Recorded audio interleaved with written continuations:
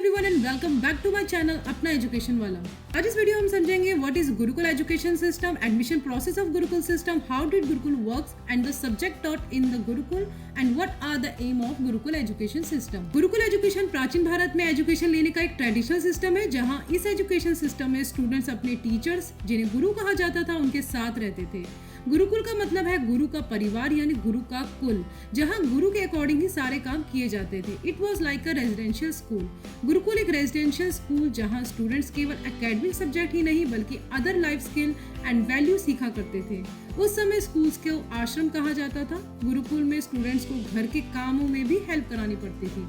Now admission process of gurukul system. सबसे पहले students का उपनयन संस्कार होता था। उप का मतलब होता है पानस और नयन का मतलब होता है ले जाना, यानी गुरु के पास ले जाना। आज के समय में इसे जनेऊ संस्कार भी कहा जाता है। इसके बाद शिष्य ब्रह्मचार्य का संकल्प लेकर आश्रम में एंटर करते थे। How did gurukul works. Students को सबसे पहले ब्रह्म मुहूर्त में जागना होता था, फिर पास की नदी में स्नान किया जाता था। उसके बाद स्टूडेंट्स सूर्य नमस्कार करते थे और उसके बाद योग मेडिटेशन होता था। इसके बाद 8 बजे के आसपास क्लास लगती थी, जो लगभग 12 बजे तक चलती थी। क्लास खत्म होने के बाद बच्चे भिक्षाटन में चले जाते थे। वहाँ जो मिलता है उसे खाकर आश्रम में आके विश्राम करते थे। शाम को यानी संध्या को वंदना हुआ करती थी और प्रसाद वितरण होता था। रात को सब एकत्रित होकर भोजन किया करते थे, फिर सब सोने चले जाते थे। गुरुकुल में बच्चे को होलिस्टिक लर्निंग भी दी जाती थी।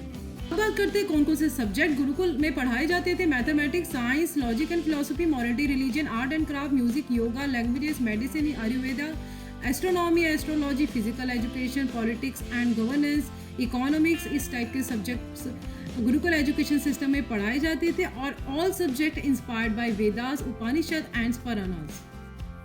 Now the aim of the gurukul education system. Gurukul education system focus करता है कि म्यूचुअल रिस्पेक्ट हो, गुरु और शिष्य के बीच में ट्रस्ट हो, डिवोशन हो, और जो सबसे इम्पॉर्टेंट चीज़ है वो है होलिस्टिक लर्निंग और होलिस्टिक डेवलपमेंट। अगर आपको नहीं पता है कि होलिस्टिक डेवलपमेंट क्या तो होता है, तो मैं आपको डिस्क्रिप्शन में लिंक दूंगी। मेरे वीडियो मैंने बहुत अच्छे से एक्सप्लेन किया है और वीडियो के लास्ट में भी आपको ये वीडियो मिल जाएगा। नेक्स्ट होता है कम्युनिटी लिविंग, यानी cooperation, team working, undertaking each other, sense of belonging, एक दूसरे के साथ कैसे कोऑपरेट करके रहना है, ये सब चीज़ें भी समझाई जाती थी। नेक्स्ट है नेचर बेस्ड एजुकेशन। स्टूडेंट को इन्वायरमेंट के साथ कनेक्शन बनाने पर जोर दिया जाता था। Thank you everyone for watching this video. Please like, share, subscribe and press the bell icon.